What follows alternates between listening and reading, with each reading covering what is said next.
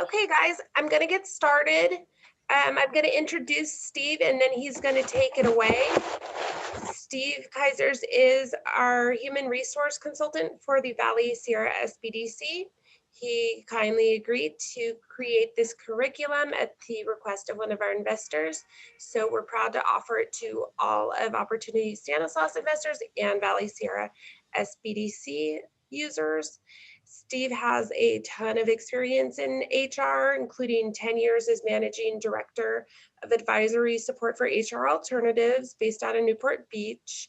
Before that, he spent 7 years as HR manager for Textron Fastening Systems in Santa Ana.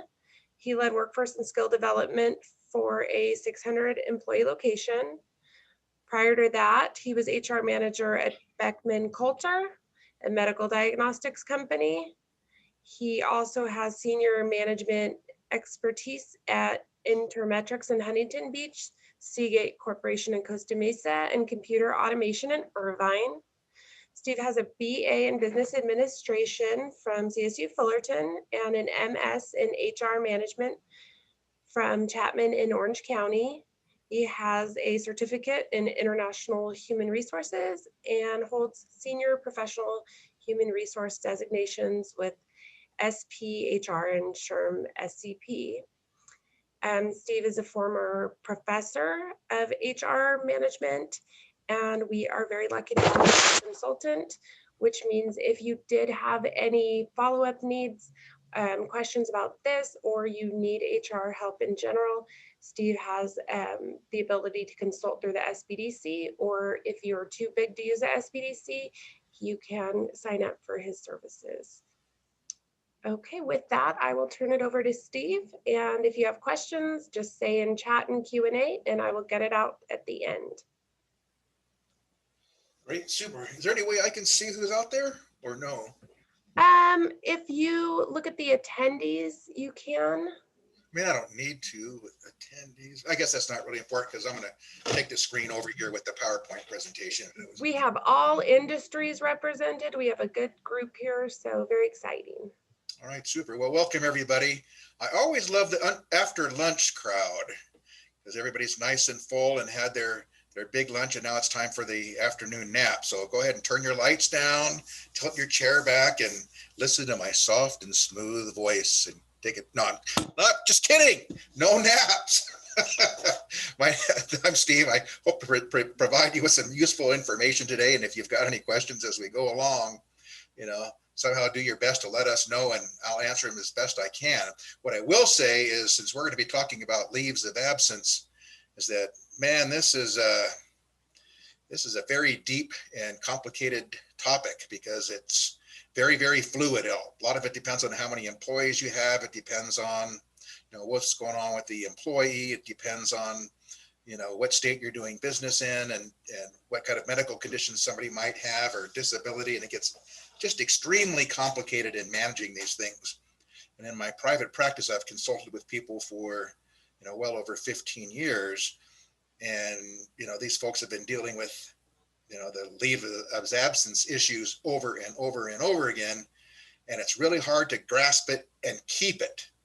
So I will do my best to share it with you today, but, don't feel bad if you don't keep all the knowledge in your head because it's really, frankly, far too much to keep. So I'm going to go ahead and share my screen and get started talking about leaves of absences, wherever that might be. Is that it? All right, there we go. We're going to talk about leaves of absence. We're going to talk about the different types of leaves. I talk about the employee responsibilities when it comes to requesting and following up with their employer regarding these leaves of absence. We're going to talk about the responsibilities of the employers. And of course, what's going to help all of you is how to effectively manage them. It's interesting when you come to the world of HR, there's not a whole lot of things that we can do. There's some, but there's not a whole lot of things we can do to help impact the bottom line of the company. What I can say is effectively managing leaves of absence is one way to protect the profits of the company.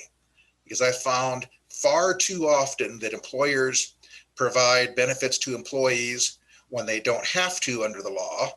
And they provide job protection to employees that even some employees they don't want to keep, but they provide it because they don't know better when they don't really have to under the law. So you really have to have a good understanding of what the law and the requirements are so you can best management them to fit the situation for your business and save some money. So we're going to talk about that. All right, the first one we'll talk about, you've all probably heard about this one, the Family Medical Leave Act. This applies to those with 50 or more employees within a 75-mile radius. This is a federal program here. Employees to be eligible if they're with a company that meets that requirement of 50 or more. They have to be employed for at least 12 months, have worked 1,250 hours in the preceding 12 months, and they're allowed to take time off with job protection and with insurance continuation for various things.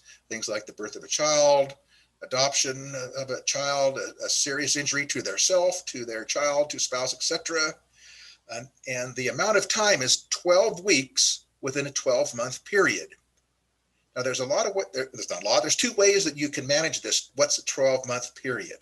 A 12-month period can be annualized from January through December, or it can be a rolling 12-month period.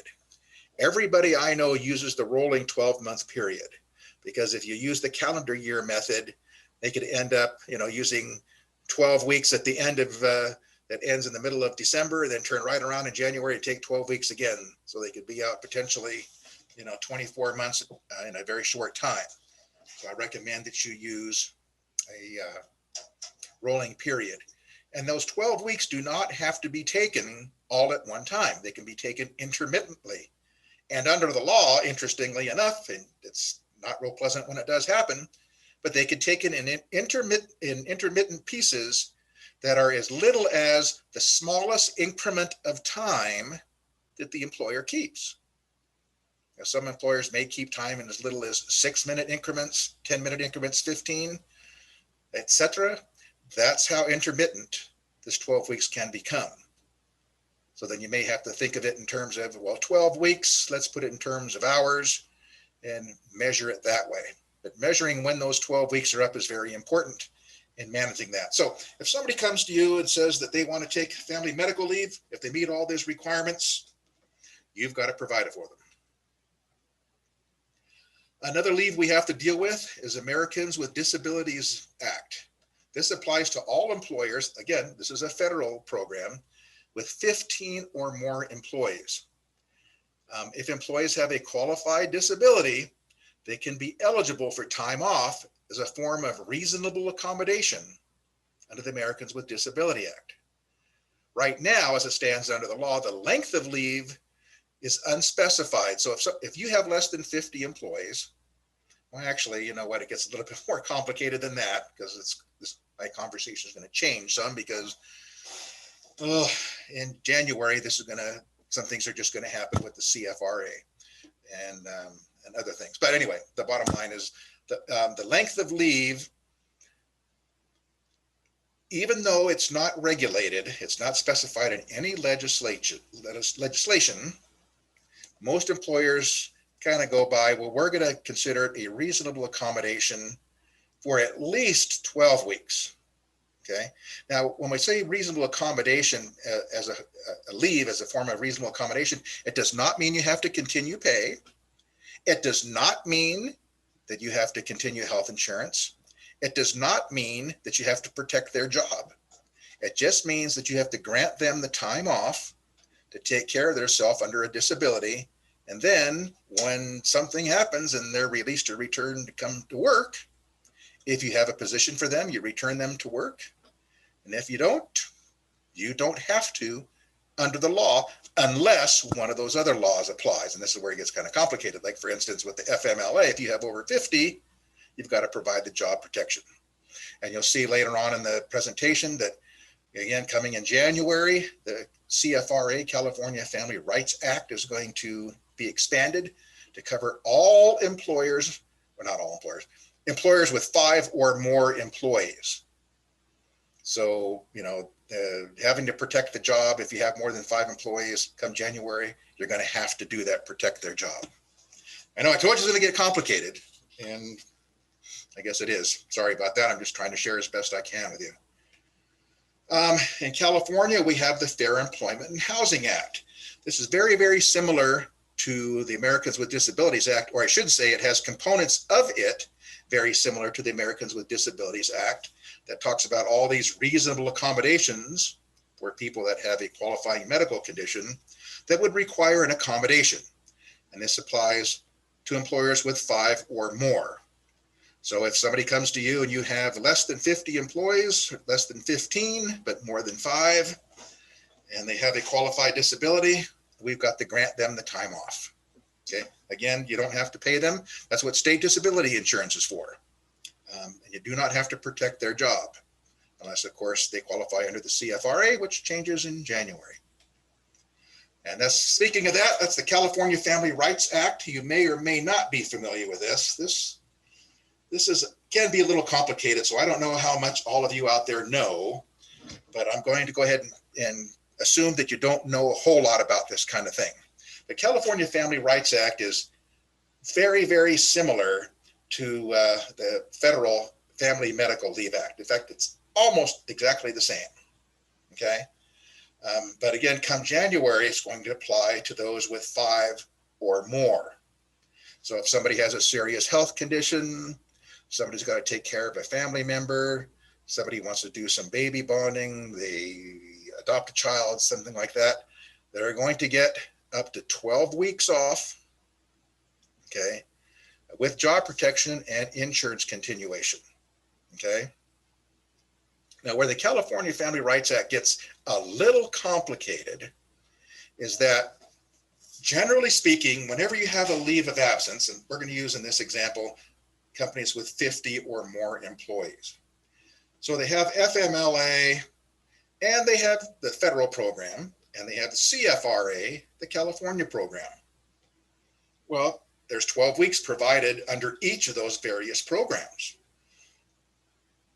Under the law, when the person has a medical condition that qualifies for one of these types of family medical leave, the 2 leaves can run concurrently, meaning you start that 12-week period for both acts at the same time, so that the employee gets, no more than 12 weeks of leave with job protection.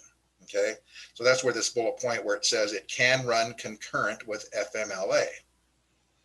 Now, California Family Rights Act, the last bullet point there talks about it cannot run concurrently with pregnancy disability leave.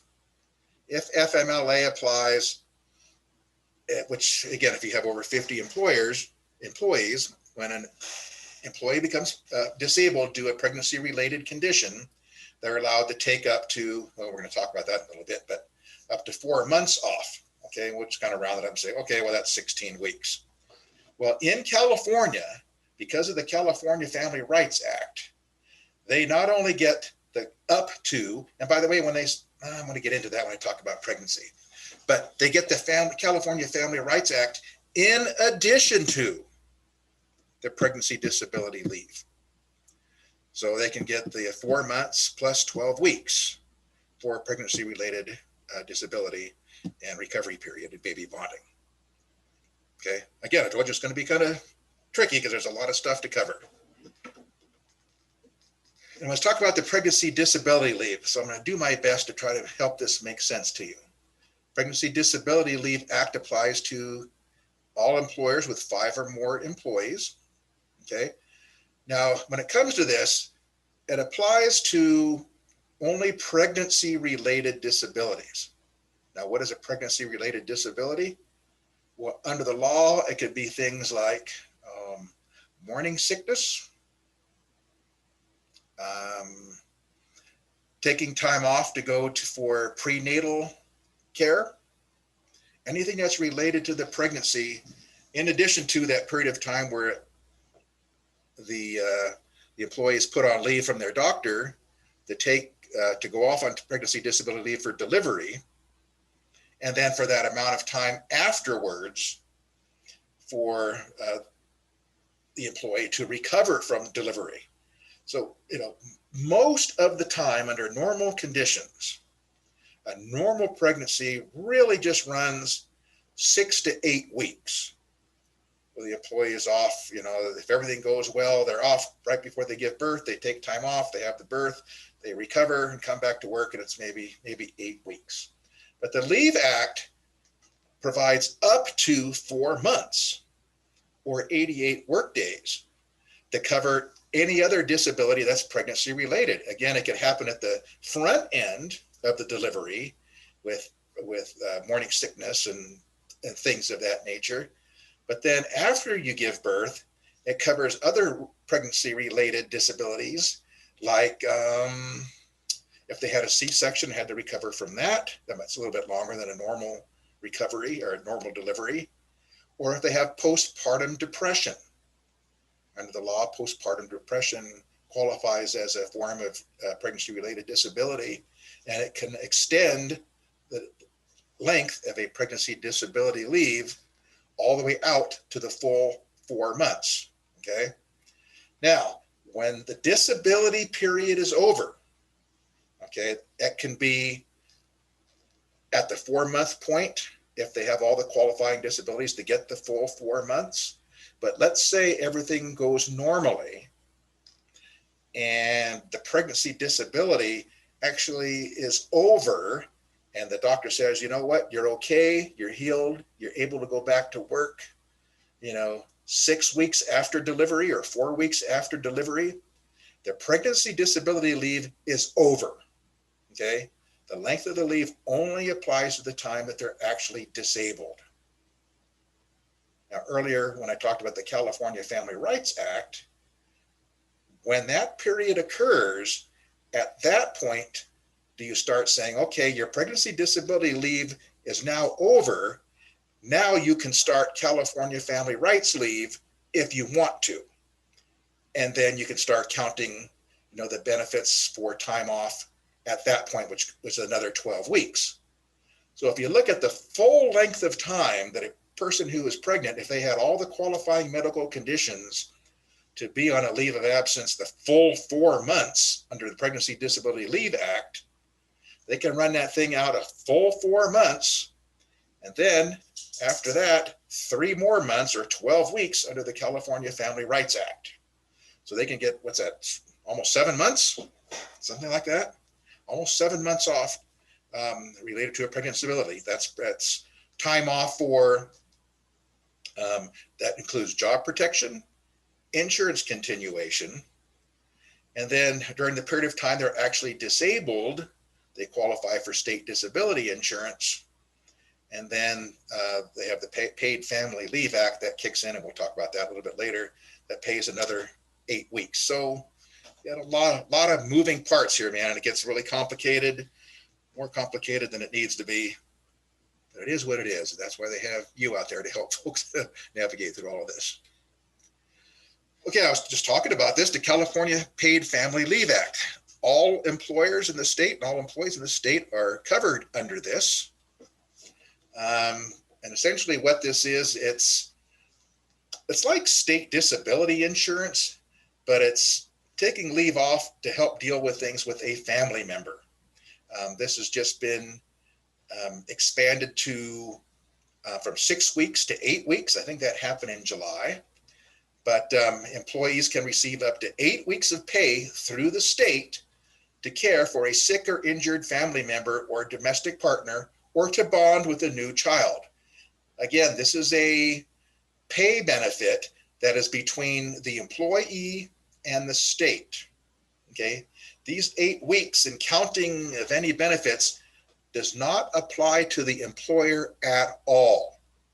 The California Paid Family Leave is only between the employee and the state. So let's take a look at an example of what I mean by that, okay? Let's say you work for an employer that has 4 employees. Okay, we're assuming that this is come January. You only have 4 employees, and somebody gets sick, they want to take care of a family member, whatever the case may be, and they come to you and they say, look, I have rights under the California Paid Family Leave Act where if I stay home to bond with my new baby or to take care of a sick family member, the state's going to pay me some form of wages for 8 weeks. So what does that mean to the employer? That doesn't mean anything to the employer if you have less than 5 employees. It means that, one, you don't have to grant the time off. You're not required to. Okay. Now, if you have 5 employees or more, because the California Family Rights Act got expanded to include, 5 or more employees. But if you're less than that, you don't have to provide the time off. If you do provide the employee with the time off, they can get the pay benefit, but it does not create any obligation for the employer. Okay. And what that means is there's no job protection provisions. Now, there's a lot of employers that'll say, well, geez, if you want to stay home and take care of your wife and, we don't have 5 employees, so we'll let you stay home for a couple of weeks and take care of your wife who just came home after delivering. That's fine and great. Please go do that. You can do that and you can protect their job, but you don't have to. Okay. And that's the important thing to know, because I have a lot of clients out there that when the threshold used to be 50 employees, there are a lot of companies that have less than 50 where the employees would think that they had a right up to 8 weeks off with job protection, et cetera. In fact, that doesn't mean that at all. It's a contract between the employee and the state. Okay. Regarding work-related disabilities or workers' compensation, we know this applies to everybody. The length of a leave, if somebody is injured on the job, is not specified. Okay, so what I mean by that is, so let's say somebody's injured and they can't return to work. So how long do they stay out there on a leave of absence if they're injured on the job?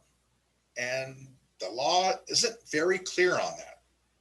What the law is clear on is if you're subject to FMLA or CFRA, you can have a company policy that says everybody who goes on any kind of leave of absence who qualifies for FMLA or CFRA, and they would because it's a work-related disability, we will continue their health insurance for 12 weeks, which you're required to do under FMLA or CFRA. When that 12-week period is over, they are eligible for COBRA, and the employer is no longer required to provide their health insurance, even if they're out of work due to a work-related disability. This is a place where you as HR practitioners can save your company some money, because I have seen this countless times where I'll get a call where somebody says, Joe has been out on a work-related disability for a year. When can we stop paying for his insurance? Well, if you managed everything correctly, and that's the important piece here, is managing it correctly, you could have stopped it after 12 weeks. Now, I'm not saying that you have to. I'm just saying that most employers want to limit their costs. Okay. And when this happens, sadly, I'll say this, and I don't mean anything by it, but I'll just say in my experience, sadly, there's people that take advantage of the workers' compensation system. So you have a lot of people that say that, oh, geez, Joe is home with an injury, he's kind of milking it. He's sitting on the couch watching, The View or whatever for all this period of time, and he's getting pay from workers' compensation, and he's getting free insurance. He'll stay out there as long as he possibly can. And that happens. It absolutely does happen. But the one thing that you can control is how long you can continue health insurance. And when these employees, if they are like that, and they find that, after 12 weeks, I've got to start paying for my own health insurance, it tends to be a little bit of a motivation to get them back to work. So again, I'm just saying that's been my experience. I'm sure that happens out there. But it's some kind of leverage that you can use to, motivate your people to return back to work as soon as they're healthy enough to return back to work. And that's really the important thing, as soon as they're healthy enough to return to work.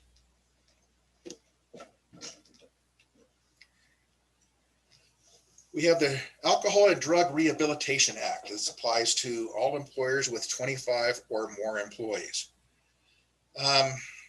Under or with the SBDC, I do a lot of handbooks for clients.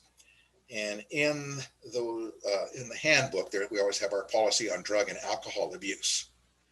And typically in those policies, we address alcohol and drug rehabilitation. And what that means for those with 25 or more employees, that means you, the employer, have to provide them time off to voluntarily enroll in rehabilitation programs. Again, the length of time is not specified in the regulation. Okay.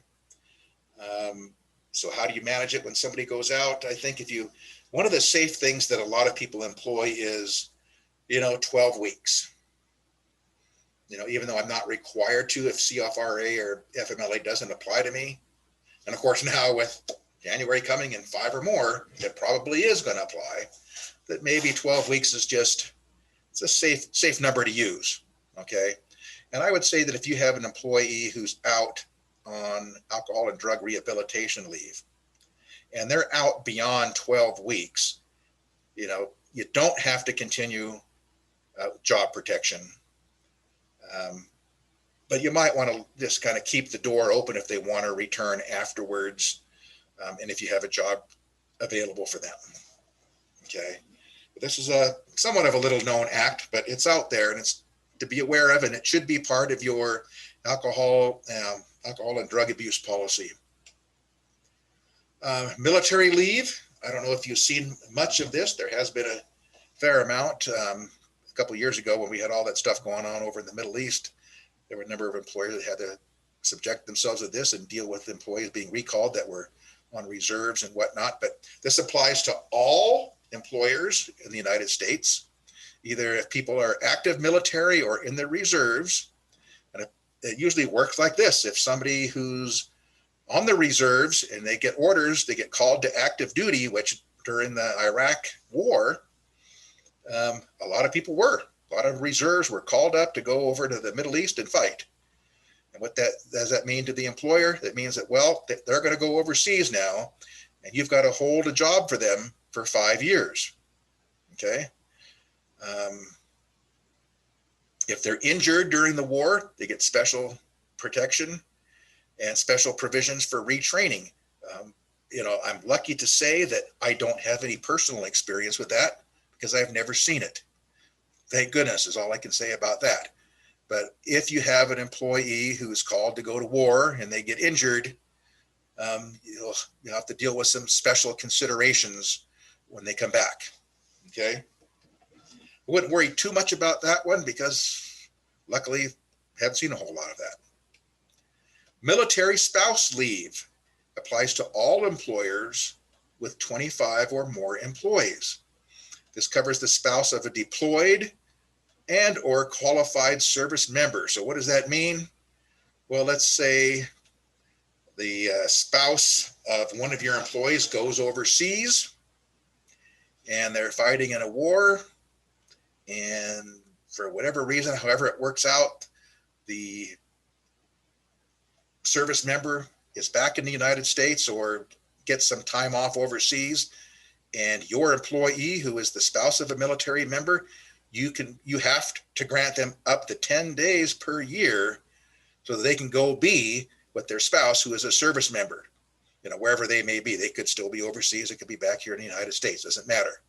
Just means you have to provide them 10 days off a year to go be with their spouse. And there's no pay requirement on your part. It's just a leave requirement with job protection. Okay. Some folks may decide to use, any vacation benefits that they might have available to them, but otherwise it's unpaid. Jury duty. That's a real fun one. This one can be kind of complicated, but applies to all employers. And essentially what it says is you've got to protect their job for the length of time that they're impaneled on a jury or serving on jury duty. Doesn't mean you have to pay them. Just means you have to protect their job. Now, I don't know if some of you remember the O.J. Simpson trial way back in the day, but could you imagine being an employer who had one of your employees that were impaneled on that jury that was sequestered for, I don't know, was it 6 months? Yeah, that's a real pain in the backside. But if they were impaneled for 6 months, they would be, you know, on that jury and serving on jury duty with job protection. Again, not with pay requirements on your part, but with job protection. Now, in California, jury duty is unpaid, but there are special requirements that you have to pay attention to if it's an exempt employee. Okay, because an exempt employee, things are just different. So let's say that you have an exempt employee that gets called to jury duty. And they get called to jury duty. They come to work on Monday. They call the jury duty line on Monday night, and they tell them to report for jury duty on Tuesday. And they report for jury duty on Tuesday, and they serve on a jury Tuesday, Wednesday, and Thursday, and they come back to work on Friday. What does that mean to you as an employer in the state of California? Well, that means you have to pay them for all 5 days of that week.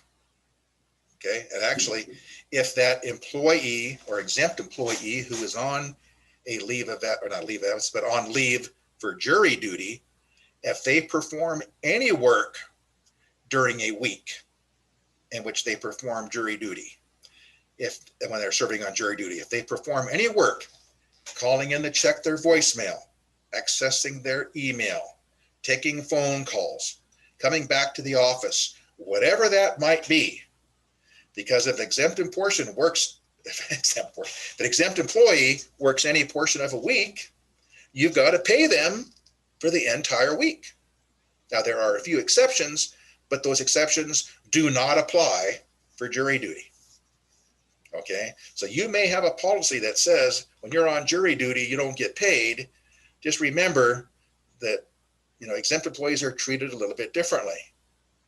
Now, if the exempt employee then gets impaneled and they don't perform any work at all during a week, they're not entitled to any pay. Okay, so those jurors that were serving on the O.J. Simpson jury, if they were not performing any work, checking emails, voicemails, taking calls, whatever, the employers were not required to pay them as long as they did not perform any work during that week. I hope that makes sense. It's really not as difficult as it sounds, but just be aware when you have exempt employees take jury duty. Witness duties, kind of the same exact thing. If somebody's subpoenaed to be a witness in a trial, they have the same protections as with jury duty. Crime victims. This one is kind of a, I guess I'll just call it a moving target. I've noticed it's got expanded the last couple of years, but it applies to all employers in the state of California. If an employee is subpoenaed or ordered to go to court, they're protected, their job is protected for the length of time that they have to appear in court.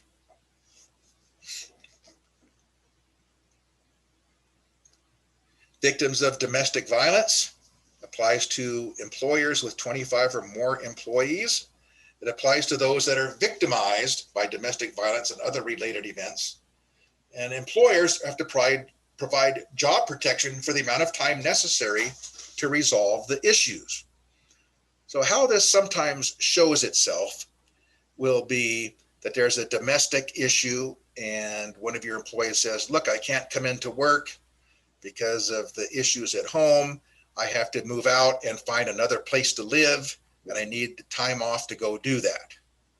Or I have to go stay in a shelter, or heck, maybe I got hospitalized, but that could fall under other leaves or not.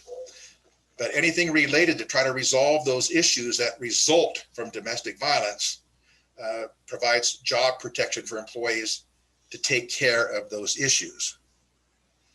Again, the length of time is not specified, but generally that 12-week threshold tends to be a good one, and I've not seen anybody remotely get close to a 12-week threshold and having to deal with being a victim of domestic violence. But you never really know what you might see. You might see something where somebody has to, go through a lot of counseling and whatnot. And all that requires is that the employer works with the employees and gives them the time necessary to deal with those issues. Time off to vote. We just had that one. That's awfully fun. Sometimes employers get confused by this and employees get confused by this because some people think that, hey, I'm going to go vote today, so you've got to give me time off and you've got to pay me for 2 hours to go vote. Well, that's not exactly how the law works. All employers are required to provide employees time off to vote, but only to those that aren't able to vote outside of their normal work hours. So let's say somebody works, for the sake of simplicity, 8 to 5. Well, they have plenty of time before 8. Well, maybe not plenty of time, but they have time before 8 o'clock to vote. And if they get off at 5, they have plenty of time to go vote after work. So in this instance, the employer is not required to give them 2 hours of paid time off to go vote. However, if you have the kind of job where somebody is working maybe a 12-hour shift from 7 to 7 or 8 to 8, and you got to factor in commute time and whatnot during their scheduled work hours, they wouldn't have any time to go vote. This latest election accepted.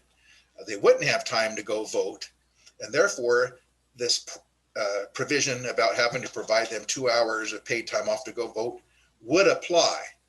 But again, I'm just going to repeat, those 2 hours of paid time off to go vote only applies if the employee does not have enough time off before the start of their shift or after the end of their shift to vote.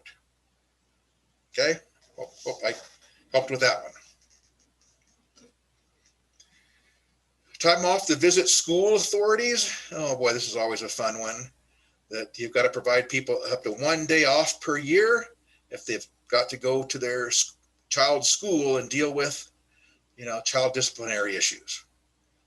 I personally haven't seen this one, but it's there in case one of your people comes to you and says, hey, look, I need to take some time off to go to school and deal with these issues because my child's been suspended. You've got to give them up to 1 day off per year to deal with that. The Family School Partnership Act. I guess they used to call this, I think it was Child Care Act or something like that. But it applies to employers with 25 or more employees and to those with children in grades 1 through 12. And basically what that says is if your child is going to participate in a school play, if your child is going to be in some kind of an awards ceremony, just some kind of activity or daycare activities, that the employer has to provide the employee up to 8 hours per month to a maximum of 40 hours per year to participate in their child's school activities. So, whatever that might be. And it's not paid. You don't have to pay them. Volunteer emergency workers, if you have employees that work for you, that are reserve firefighters or police or something like that. If they get called for emergency duty, you've got to provide them the time off with job protection to go serve in these voluntary roles. Wherever you may be, I live up in the forest, and there are sometimes when we get some fires and it gets pretty hairy and everybody gets called out to go. So, if one of your employees is one of those reserve people, you got to provide them the time off with job protection. You don't have to pay them, but give them the time off.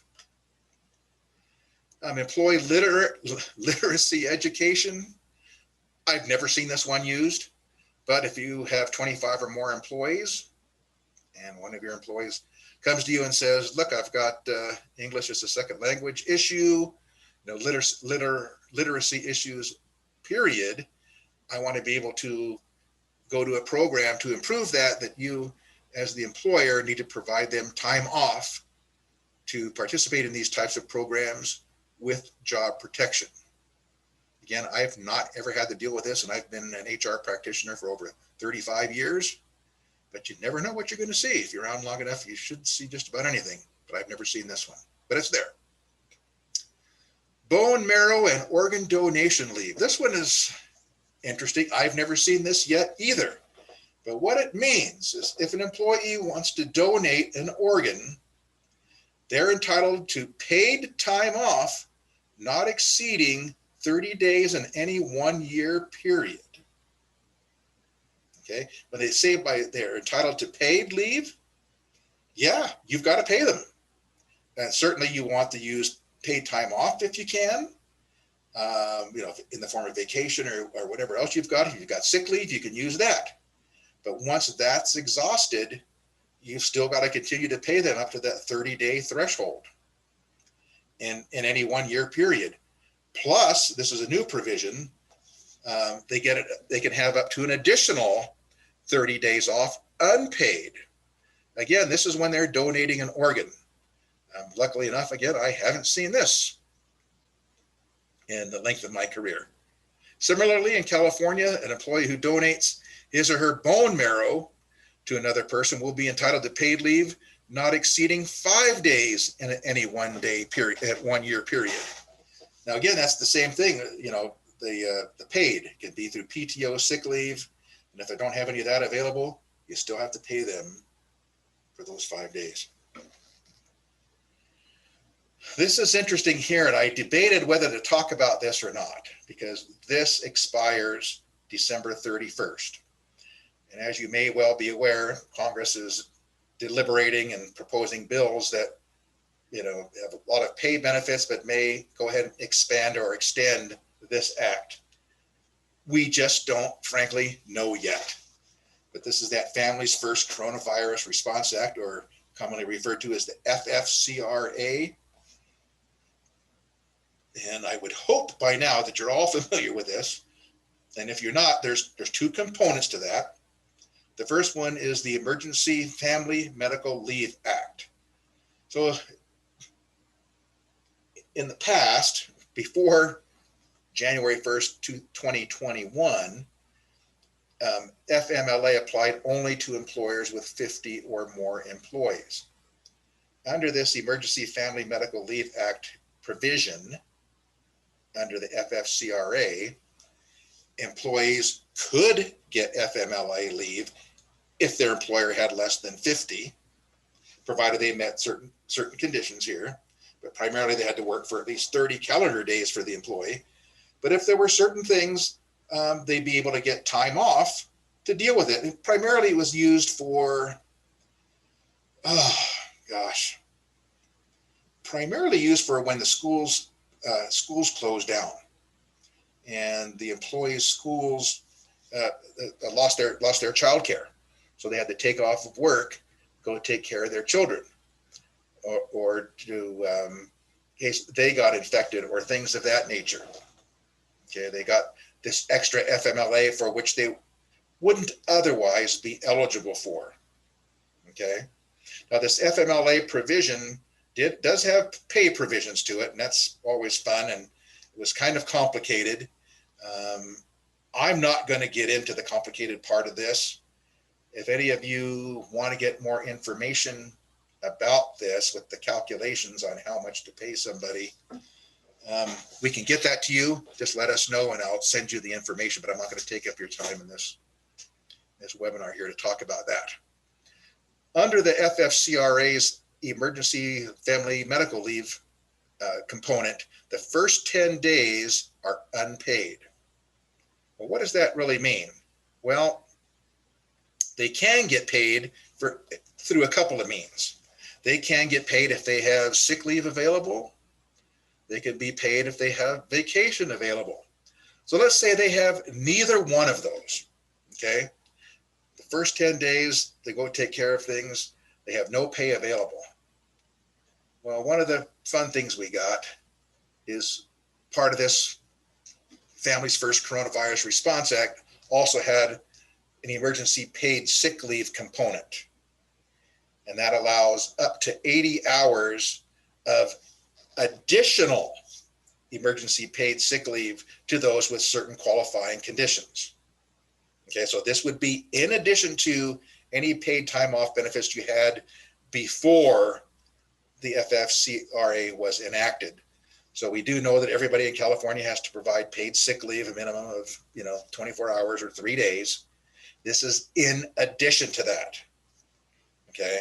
So if you have somebody who qualified for the FMLA and those first 10 days are unpaid, if everything lined up and they qualified, they would use this emergency paid sick leave to get paid for those first 10 days. Okay. Now there is qualifying factors for employers. You may know this, and I hope you do, that yes, you do have to pay the employees, but the federal government is reimbursing employers provided they follow all of the rules and submit everything properly to get a payroll tax credit to offset the cost of having to provide this benefit. So that's the good news. Okay, so I'm going to go back to this I really hesitate on how much to talk about because we don't know what's going to happen with this thing here. But for example, the FMLA part, okay, the leave part may be used when an employee is unable to work or telework because they have to care for their minor child. We just talked about that, because the school closed or their child care provider closed. I don't know if you guys saw this. I know I saw a lot of it as when this whole coronavirus thing first hit. A lot of the child care providers just shut down, schools shut down all of a sudden.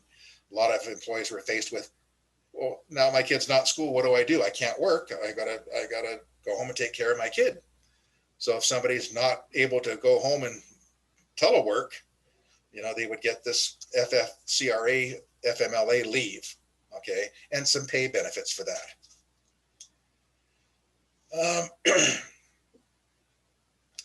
Here's some reasons for all this. It's primarily for child care in school when school's closed.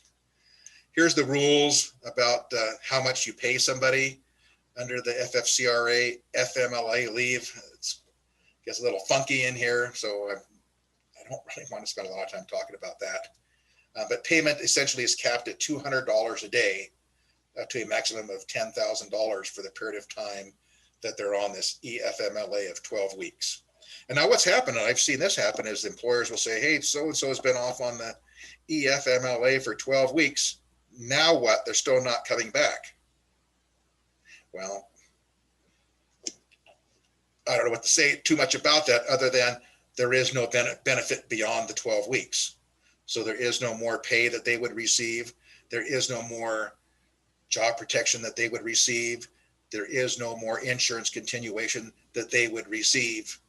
And that was problematic for some people because they have good employees that aren't able to telework, but they've got to stay home and take care of their children, and they want them to come back. It's provided all kind of messy situations, which I'm sure any of you probably saw. But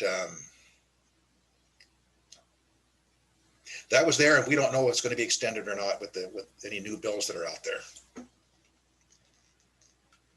And I talked about the sick leave part. And what's really important about this additional emergency paid sick leave for employees in this whole coronavirus thing, what happens a lot is an employee will say, I was over at my in-laws this weekend, and one of my in-laws tested positive.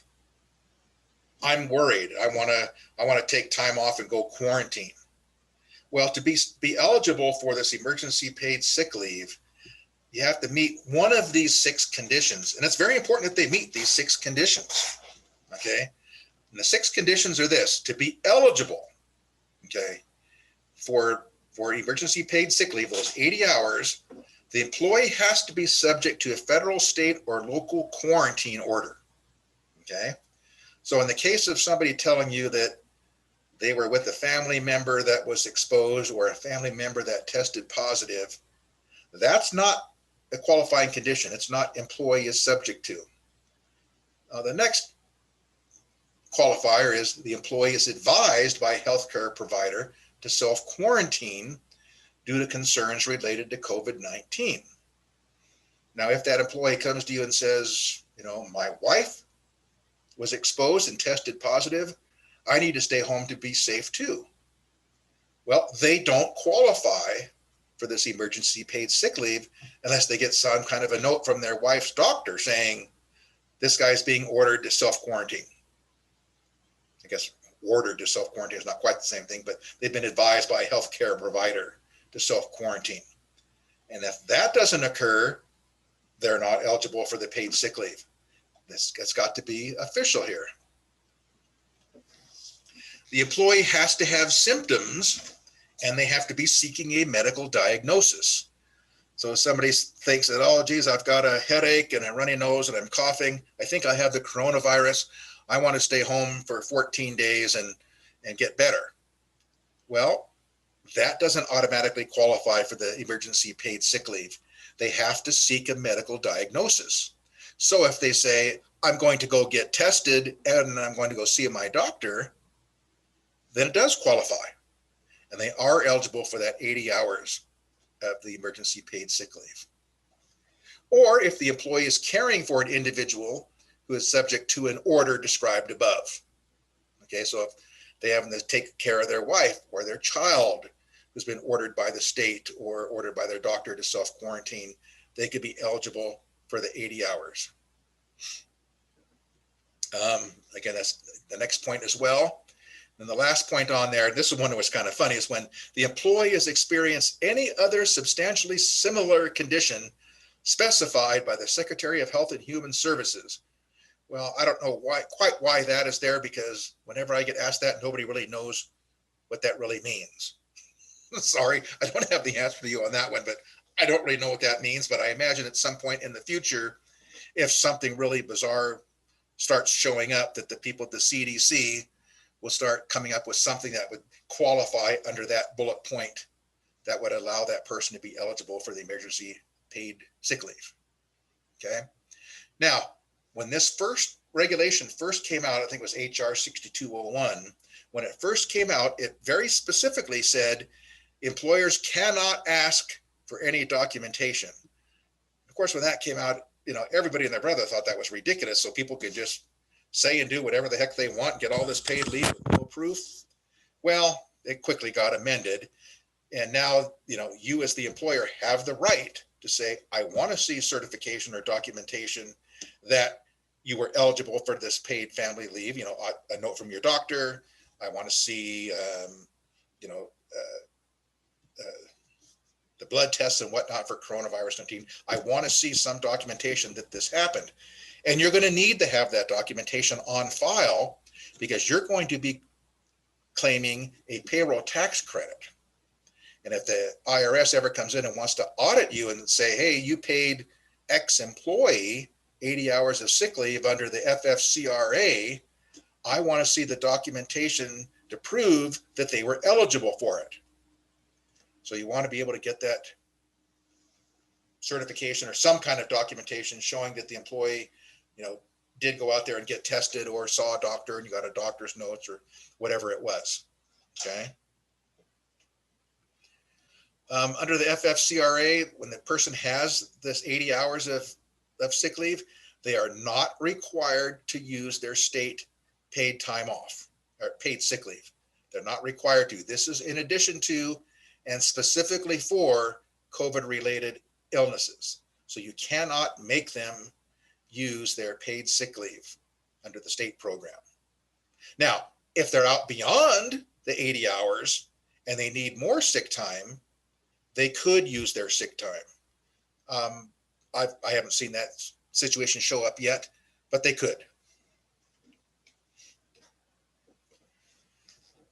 All right, so employer responsibilities, reinstatement obligations. Employees have the right to the same or similar position. This gets pretty interesting when people work in retail. When people work in retail, they typically have shifts, and there may be all kinds of different shifts, all different kinds of hours, all kinds of different days. When it says you have to protect somebody's job and return them to the same or similar position under the same or similar working conditions, it does not mean the same shift. Okay, so if you have an employee go out on pregnancy leave and they're gone 7 months and they come back, oh, I want to have my old schedule back. The answer is you don't have to give them their old schedule back. You have to provide them, their old job back, but whatever work hours are available at the time. Okay. When somebody goes out on a leave of absence, it's my advice that you always provide some form of documentation that clarifies the terms and conditions of that leave. And in that letter, you typically address some kind of written guarantee of reinstatement. Exceptions to reinstatement: if somebody is out on a leave of absence, let's just say it's workers' comp, pregnancy, disability, whatever kind of thing it is, it does not provide them any extra job protection. Okay. So if the company was going to shut down, if the company was going to have a layoff, that person who was on a leave of absence, if they were going to be treated the same as if they were active and they would have been subject to a layoff, you can still lay them off. Okay, you can still safely do that. Generally speaking, if somebody is on a leave of absence and the company is having a layoff, and you say, okay, I'll just lay them off along with everybody else, you can do that. I generally don't recommend that. I'd say, wait till they're released to return to work, and then you tell them, I don't have any work available for you, because we don't really know what things are going to look like when they're released to return to work.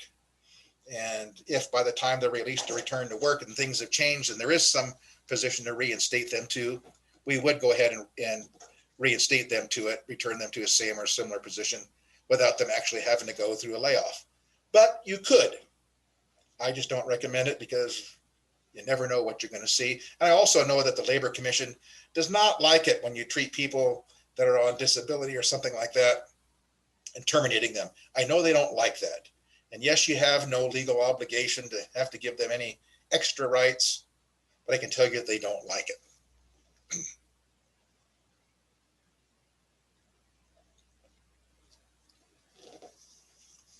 Employees also are eligible for health insurance continuation. Sometimes, let's just say somebody's out a very long period of time, beyond the 12 weeks, and their health insurance is canceled, and then they get COBRA or not COBRA, and then they get better and return to work. Let's say your company has a waiting time for health insurance, that would be waived because they'd already worked for the company for long enough to have met any waiting time requirements, so that the health insurance rights would be reinstated at the time that they came back to work. And the other thing we always have to worry about is retaliation. And I don't know what you've seen out there in the workplace, but I can tell you what I've seen is retaliation is probably the single most litigated HR matter right now, much more so than sexual harassment or other forms of harassment. Retaliation's big. So you really have to watch out for that. Whenever anybody takes a leave of absence, you have to be very careful with what you do, because I have seen this happen. The employee goes out on a leave of absence, comes back to work, and the employer says, you're not a very good employee. I'm going to go ahead and let you go. If you have not gone through some kind of progressive discipline process with that employee, it's real easy for them to claim, hey, the only reason you're letting me go was because I exercised my rights for a leave of absence, and that's why you fired me. If you don't have good, strong, objective rationale to prove otherwise, that's probably a lawsuit you don't want to have to face. Okay, so be very careful about any adverse employment actions you might take with somebody post a leave of absence. Disclosure obligations. This is something I find most people don't know about, but for those who have more than 50 employees, you have requirements as an employer to give your employees at the time of hire and to have posted information about their rights under the Family Medical Leave Act. Similarly, the same thing with the Americans with Disabilities Act. and the California Family Rights Act. And now that that's changing, that's going to be everybody with 5 or more employees. Disclosure requirements under FEHA, or the Fair Employment Housing Act. Typically what happens when somebody goes on a leave of absence, again, I talked about putting together documentation that clarifies the terms and conditions of the leave. In that documentation, you may have to refer to these various acts and their requirements. So you want to make sure that you know which act applies, what requirements apply to you as the employer, what obligations you have as far as job protection and insurance continuation, and to put those terms and conditions in a leave of absence for your employees so everybody knows what the deal is. Okay. Now, one of the things about these disclosure obligations, let's say somebody goes out on some type of leave of absence that says they get 12 weeks leave of absence. What starts that clock ticking for the 12 weeks is when the disclosure is made. If you do not make the disclosure, it becomes arguable that that employee wasn't under that type of a leave of absence because you never established that they were. So it's extremely important that you document when somebody starts a leave of absence and what the terms and conditions are. Now, let's say, not all HR departments know what's going on out there. And I've seen these situations where the HR person will call me and say, hey, Steve, one of my managers just told me that their employee Betty has, been gone for a month on pregnancy disability leave. What do I do? Well, you can start the clock ticking. You can go backwards about 30 days. Going back any more than 30 days can be problematic. But it's real important that when you put together that documentation that says you began a leave on X date, that X date is not any sooner than 30 days of the date of that letter. Okay? And your leave is for up to a period of up to 12 weeks or up to 4 months or whatever the case may be. Okay.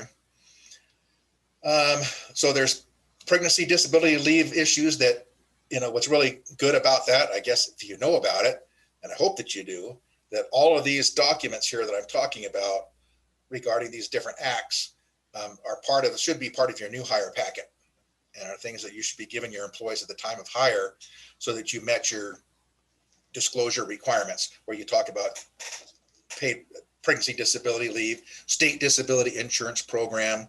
That's a real important one too, because employees are getting deductions from their pay for state disability and paid family leave. It's probably pretty important, since they're paying for it, to give them a brochure that says, hey, here's how the state disability insurance program works, or here's how the paid family leave program works. Give them the information. These are, if you don't know about this kind of stuff, somehow let Amber know, let me know. We'll make sure you get that information. Other disclosure requirements that you have are workers' compensation laws, voting right laws, military leave laws. That's the Uniform Services Employment and Reemployment Rights Act. A lot of this stuff, by the way, if you have your state and federal labor posters, a lot of these are already there. All of these are summarized also in the employee handbook. And many of these are separate handouts that you give people at the time of hire. Okay. So what are the employee's responsibilities for a leave of absence? Obviously, it's going through some kind of a formal request for the leave. Now, I don't know how you want to do that. Some people might say, hey, an email is okay, verbal's okay. Maybe some people have a form. Maybe you want them to write a letter, something, I don't know. Whatever piece of paper you want to have them submit to formally request a leave of absence is probably good to have. Okay. The employee needs to provide verification. Are they eligible for that kind of a leave? Okay. Could it be a medical certification? By the way, the Department of Labor has some forms out there, some documents for leaves of absences and accommodations. They're kind of a template form that a lot of times you'll give employees to give to their doctors, to have the doctors document as a form of certification so that they can claim that they're eligible for CFRA or FMLA or pregnancy disability leave, anything like that. And can you use, a doctor's note? Yeah, you can use that too, but there may very well be other things showing up from time to time. Like for instance, somebody may come to you and say, I got a bad back and my doctor says I need to take, 12 weeks off. Okay. And here's the note from my doctor. You can accept that doctor's note as a form of certification or not. And so what I like is the Department of Labor medical certification form is if you have any questions about the validity of a doctor putting an employee out for some kind of a medical reason, it's a really good practice to take this official Department of Labor certification and have your employee give that to the doctor to have the doctor fill out. Because I know that doctors, when they're filling out an official, Department of Labor certification form, just changes the dynamic about what they're willing to put down in writing to authorize somebody to have time off. I hope that makes sense, but those forms are out there. And again, all these forms and disclosures and things like that we've talked about, that is really just too much to get into during the webinar. But if you don't have those things and you want to get your hands on those things, I have those immediately available to me, and I can make them available to you. And I'm happy to provide them. Just let me or Amber know your email address and we'll get you that information. Obviously, other forms that they might want to use might be military orders or subpoenas or summons for court. There's something to document that they have to do these things, and it would qualify them for a leave of absence, under the law or under the policy. So these are their employee responsibilities. Some things for you to request or for you to think about as an employer is, first of all, are we covered? When this employee comes to us, does this type of leave that they're requesting matter to us as an employer? Do I have more than 50 employees? Or do I have more than 25? Or do I have more than 15? Or do I have more than 5? Do I have 75 or more employees, or, with those 50 or more employees within a 75-mile radius? Again, come January, this employer being covered thing is going to be a lot less onerous, because the essentially is going to be anybody who has 5 or more. And yeah, the employer is going to be covered. Then the next question becomes, is the employee covered? Has the employee been working for us for, at least 30 days, like the FFCRA, or actually, I believe the FFCRA was 30 days. Or have the employee been working for us for a year? Have they worked their 1,250 hours? Is the employee eligible for the requested leave? Then asking yourself, how much time are they allowed off? Is it, 30 days, 60 days, 90 days, 4 months? What is all of that? I talked about the pregnancy disability leave combined with the CFRA. The time off allowed could be as much as 7 months. Okay. You got to look about how much time is requested. Now, you as the employer can always allow more time off, but you don't have to. Okay, and that's the important thing to remember, is even if the doctor comes to you and says, hey, so-and-so needs 3 months off, or let's say for the sake of simplicity, 4 months off, or 6 months, seeing that. And the law says, well, you know what, you get 12 weeks of job protection. Okay, you allow the employee, here's the fun part, you're gonna love this. And I've seen this. Somebody comes to you with a medical condition. They say, I've got to have an operation, and I've got to go through rehabilitation. And between all of that, I'll be out of work for 6 months. Okay.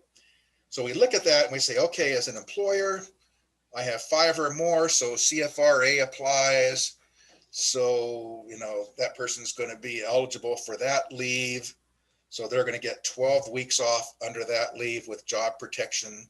and insurance continuation. All right, but they're going to be out 6 months. So 12 weeks only covers, maybe half of that. What happens for the rest of it?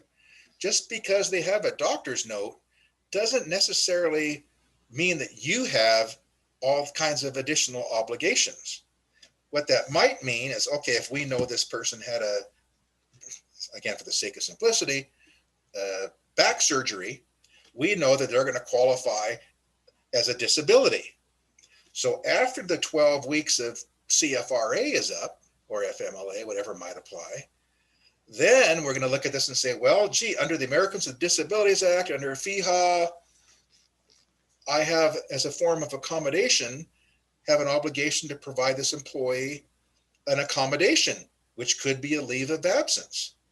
So after the 3 months of CFRA, I have to provide another 3 months as a form of accommodation under the Disabilities Act for that employee.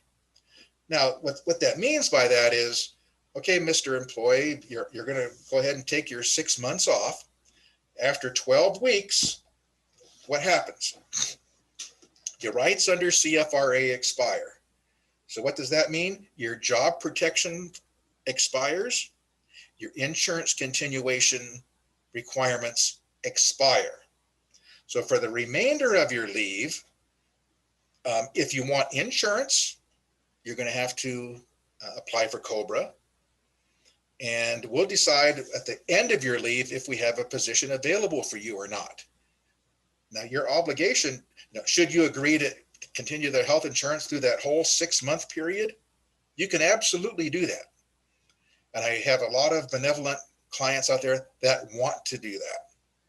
And what I always caution them is, you've got to be concerned about the type of precedent you set about how long you will continue health insurance for somebody who's on a leave of absence.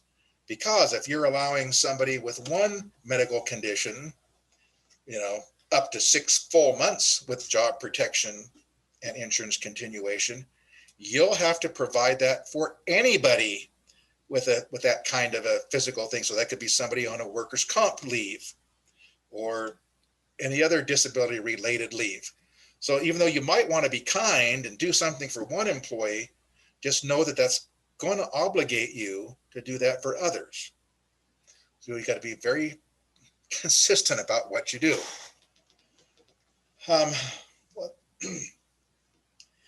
When we're talking about how much time is requested, employees are allowed up to 12 weeks, right? And the law also says those 12 weeks don't have to be all at once. And it can be in as little as the smallest increment in which you, the employer, keeps time.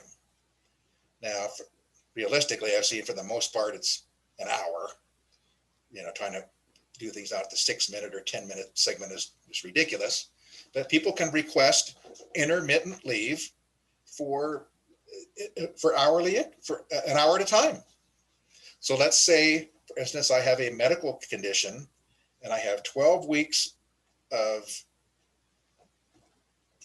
legally provided job protection. And my medical condition only requires that 1 day a week, I've got to go down to the hospital and have dialysis. Okay. So that time off that I go to dialysis is FMLA or CFRA in our case. And that only takes me, a whole day, 8 hours or 1 day. So 1 day a month, we just keep adding up. And over the course of a 12-month period, that person's entitled to 12 weeks, or what is that, 40 hours a week, 480 hours of leave. So you would count all of those hours that they were gone. And when you've hit the 480 hour limit, then they're not entitled to any more protection. But it's all the way up to that 480 hours. And yes, it gets to be a real pain in the backside, but it's real important that you keep the records on intermittent leave about how long someone's gone. And by the way, with pregnancy disability leave, we said up front that the person has 88 days. Again, you may want to take that down to hours, because what we see quite often is on the intermittent leave that the employee will show up for work late, an hour or 2 or 3, because they had morning sickness. Yeah, it's a real pain in the backside for employers. They have to deal with that kind of a thing. But it's a form of intermittent leave. It's a form of a pregnancy-related disability. So guess what? It's sort of a protected leave. So, you know, it can get messy out there. Okay. So when we started this whole thing, I told you that leaves of absence are probably more complicated than they need to be. And the more employees that you have, the longer you're in this business, the more of these things you're going to see. And it can really be a pain in the backside. Also looking at whatever type of leave is required is the reinstatement period. You know, are you going to be, you know, for 4 months, for seven months, for 12 weeks, whatever that might be, is looking at what period of time you're obligated to hold their job for them. And what benefit rights apply. Generally, you know, it's for pregnancy-related disabilities, for just about everything else, for the sake of simplicity, outside of pregnancy disability, everything has a maximum of 12 weeks where you have to continue to pay benefits. Okay. For pregnancy, you got to kind of look at it as, well, for all intents and purposes, it could be up to 7 months that you have to continue the benefits. But it's for that period of time in which they're actually disabled. Now, one of the things I've learned as an HR practitioner is sometimes employees want to take as much time off as possible. And they want to take the full 7 months off. And we know that they'll get paid for the period of time they're actually disabled, plus 8 weeks of paid family leave. And then after that, they won't have any pay benefits. So sometimes, depending on the financial situation, they'll want to come back as soon as the paid benefits expire. And sometimes they don't have to worry about that, so they stay out as long as they can.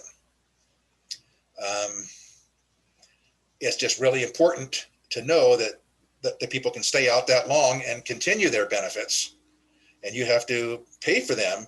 Now, the key thing here is that if the employee goes out on a leave of absence and they're paying health insurance premiums, okay, so, you know, they have to pay whatever, $100 a pay period for their health insurance. When they're out on a leave of absence that requires health insurance continuation, they have to continue paying their share of the health insurance premiums. Okay. Now, I said earlier that you want to put together some form of documentation that says, you know, here are the terms and conditions of the leave. This is part of the documentation is, you know, you're granted a leave of absence from X day to Y date. You have job protection from X date to Y date. You have insurance continuation from X date to Y date. Your responsibility is to pay, you know, X number of dollars per month for your share of the health insurance premium, you know, to the employer. Here's the date, here's when we want it, and so forth and so on. Again, specifying all of this kind of information as a term and condition of the leave, and letting people know that, you know what, if you don't return from your leave, that you may have to reimburse us the entire health insurance premium, not just your cost sharing part as the employee, but what the company pays. You have the right to seek that from the employees if they don't come back from a leave of absence. I have seen that only once in my many years, but it does happen. Okay. And so worrying about health insurance premiums, and this is something that, again, when I talked about saving the company's profits, is making sure people continue their financial commitments to the company when they're on a leave of absence, and not just, you know, getting everything for free. And then when you're looking at the employee's evaluation for leave, is how much leave have they taken off previously? Remember, we said under the CFRA, 12 weeks in a 12-month period. So if they request something on a period of time, look back 1 year and see how much time have they taken in the previous year. And of course, that would get subtracted off of any future benefit. Okay, so it's 12 months in a 12 weeks off in a 12-month rolling period. So you've got to kind of watch that to see how much time they may have left for their leave. The employer's response for a leave of absence. We got to talk about what specifically call out what is the leave. You are granted a leave in accordance with California Family Rights Act or California Pregnancy Disability Leave Act or the Americans with Disability Leave Act or whatever the case may be. What leave are we putting you under? Okay. You want to provide the appropriate disclosures so that they know what their rights are. So if they're taking a pregnancy disability leave, is give them a brochure about pregnancy disability. If they're taking another leave for some other form of disability, make sure they get their state disability insurance. Make sure they get their information about paid family leave. Whatever disclosure would apply to the type of leave they are taking, you've got to make sure that they get that disclosure that tells them what their rights are in writing. Okay. Again, your responses to that is putting the terms and conditions in writing that include what is the start date of the leave? What is the end date of the leave? You know what? Sometimes the end date is, we don't know. And you know what? Most of the time you don't know. So what I'd like to do is say, you know, on or around X date, not to exceed X weeks or X days. You want to have something rather than leave it completely wide open. Okay. Then you want to talk about in your terms and conditions, the insurance continuation. I talked about that. How much do they have to pay for what type of insurance, by when? You want to talk about a grace period if you want to grant them one. And then remember, there's a 15-day rule. They have a grace period. You may give them a grace period of 10 days if they miss their, let's say for this, here's the example. You're on a leave of absence. We expect you to continue to pay your share of health insurance by the first of the month. And that's $200 a month. First of the month comes, you don't have the $200 yet. What's the grace period before you cancel their insurance? You may say, well, all right, whatever, Steve, 30 days. All right, so you have a 30-day grace period. What happens when that grace period is over, you have an obligation. You don't have to do this, but I strongly recommend it, that you send them a letter that says you have 15 days to pay, you know, these back premiums for health insurance. And if you don't pay, your insurance canceled. That's the 15-day rule applied to here. Kind of the 15-day pay or quit. If somebody's grace period is over, it's up to you to notify them that you've got 15 days. If you don't send them any kind of a notification, then that 15-day countdown period does not begin until you actually provide the documentation. Okay. And then lastly, when someone's out on a leave of absence, before you allow them to come back, you always want to ask for a return to work release, so you know that it's safe for them to return to work. Sometimes you'll see this thing, and I don't like it when I see it, and I just kind of scoff at it when it happens, that somebody will come to you and says, I'm going off on a medical leave of absence today, and I'm going to be released. I'm going to be allowed to return, 3 weeks, 4 weeks from now. Here's my note. And then they expect that then 4 weeks from now to show up and return to work. I would personally never accept a return to work release that was not dated within a couple of days of their return to work. I do not think that a medical doctor can tell if somebody's going to be okay to return to work a month before, their return to work if they're under some kind of a medical condition.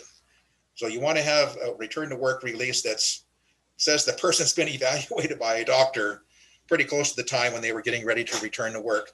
So we know that it's valid. Okay. And if you're seeing something where somebody says, oh, I want to be off of work for 2 months for this or that, and I'll be able to come back after 2 months, and they're not going to give you something, a release closer to that date, there's probably something a little fishy going on there. Boy, I know we're almost running out of time here. Geez. Okay, so why is it important to manage leaves of absences? I hope I got all these things through as we went along, but again, remember your disclosure requirements. Okay, those are very important. Addressing the terms and conditions of the leave of absence in writing. with all the employees, so everybody knows, what are the conditions, what are the costs, what's the length of time, etc., what type of leave it is. You want to make sure you minimize the insurance costs for the employers, so making sure that the employee pays their part. You want to make sure that you minimize your job protection requirements. If you do not tell somebody that your leave under California Family Rights Act begins on X date, that 12-week period does not begin. I can tell you countless times in my career that I've had employers say, I don't want that person to come back. Then I have to tell them, I'm sorry, but you have to extend their job protection longer because you didn't start the clock ticking until you sent them the notice that their clock was ticking. Okay, so you can always hold their job longer. You can. But if you want to minimize it, you got to start that clock ticking right away.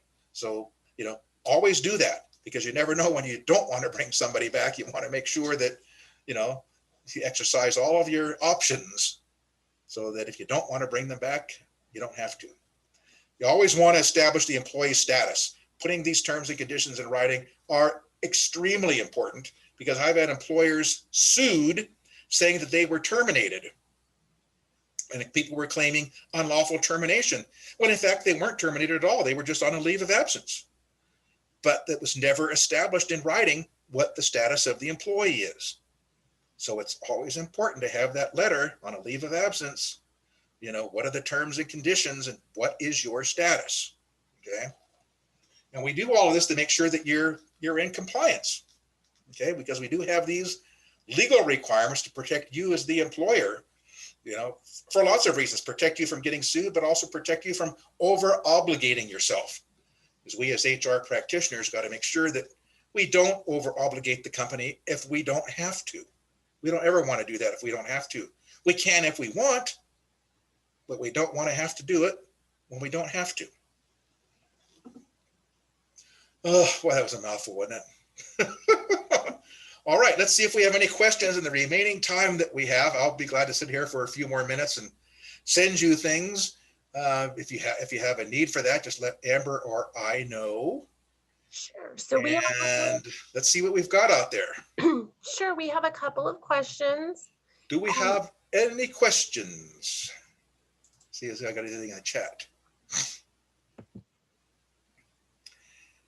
I have somebody asking, as of 1/1/21, does the 75-mile radius no longer apply?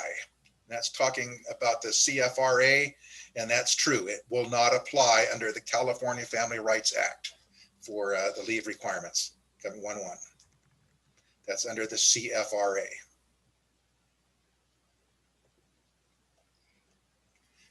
That's over here. How long is a reasonable accommodation for? I like that one.